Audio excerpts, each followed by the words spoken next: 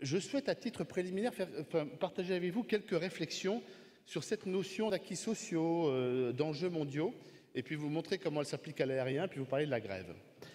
D'abord, je me suis interrogé sur la définition des acquis sociaux. Si vous regardez la définition des acquis sociaux, il n'y a pas de définition vraiment.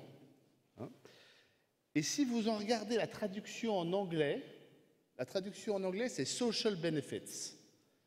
Vous voyez que c'est assez différent en réalité. Et les deux différences que je vois par rapport à la traduction anglaise, c'est que chez nous, les acquis sociaux ont deux caractéristiques.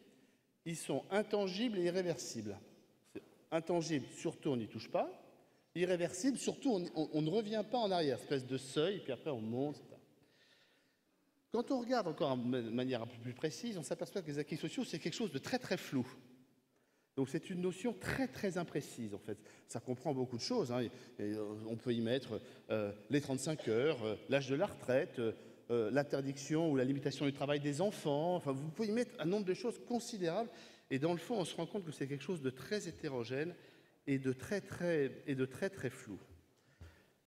Le principal coût sur lequel je peux agir, en fait, c'est le coût du travail chez moi. C'est le coût du travail. Donc vous voyez bien, je me bats statuts sociaux contre statuts sociaux face à Qatar, face à Singapore Airlines, dont l'ambassadeur est là, voilà, face à Emirates ou face à China Eastern. Donc pour moi, c'est absolument clé ce qui se passe dans mon coût du travail. Mais vous voyez bien qu'il n'y a pas que la compétition économique dans les enjeux mondiaux, il y a la technologie. Quand vous y réfléchissez 2 minutes, la durée du travail qui, paraît-il, est un acquis social, paraît-il. Quand vous y réfléchissez, qu'est-ce que ça veut dire que la durée du travail pour un ingénieur qui a un smartphone ou une tablette chez lui? Absolument rien. D'ailleurs, nos ingénieurs, nos cadres, d'ailleurs, et même pas que nos cadres, travaillent chez eux. Alors, on peut juger ça très bien, très mal, mais la durée du travail, qu'est-ce que ça veut dire pour une population? Est-ce que c'est un acquis social, en fait? Pas sûr, hein. Autre élément, l'évolution des mœurs, par exemple. Je me suis penché sur la réglementation du travail des enfants, qui est un acquis social. Alors vous savez que les premières réglementations, elles datent de 1840. Il fallait avoir au moins 8 ans dans des entreprises qui comptaient au moins 20 employés. Quand on avait moins de 20 employés, on pouvait travailler à moins de 8 ans. Puis ensuite, c'est monté à 12 ans, puis ensuite, c'est monté à 16 ans, etc. Donc c'est assez intéressant. Progressivement, ça a évolué. Ça veut dire quoi?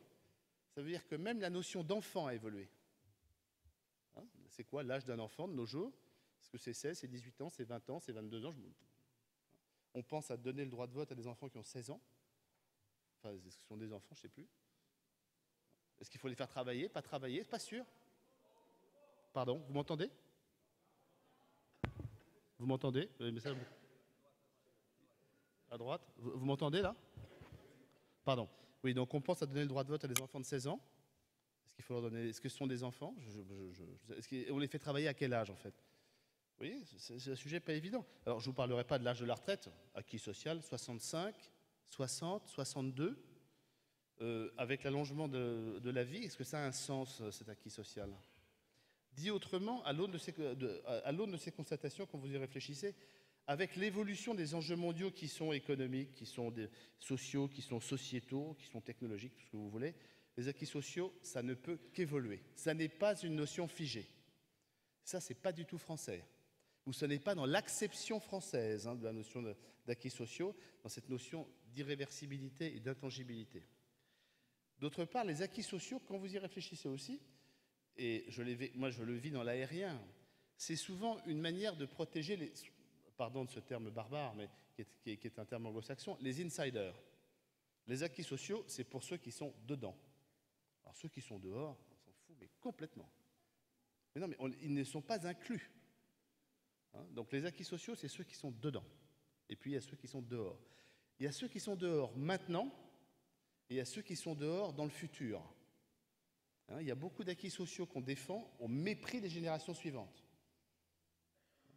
Qu'est-ce que c'est qu'un système de retraite non financé pour nos enfants?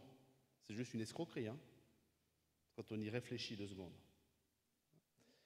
Et puis, le troisième élément, donc ces acquis sociaux peuvent évoluer. À quoi servent-ils? À qui servent-ils? Troisième élément, quelles sont les limites qu'on peut mettre à cette évolution des acquis sociaux?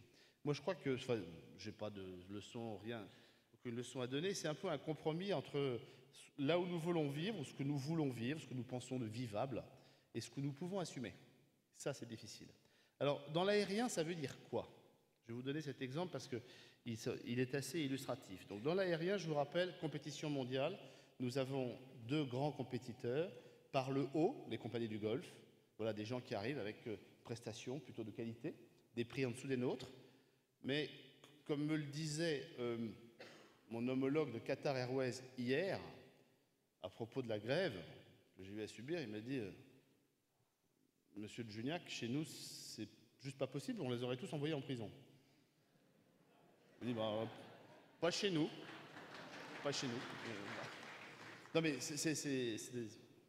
Donc vous voyez, une concurrence qui rend les choses un peu compliquées pour nous, face à des gens qui n'ont pas les mêmes droits ou les mêmes acquis sociaux, disons-le comme ça.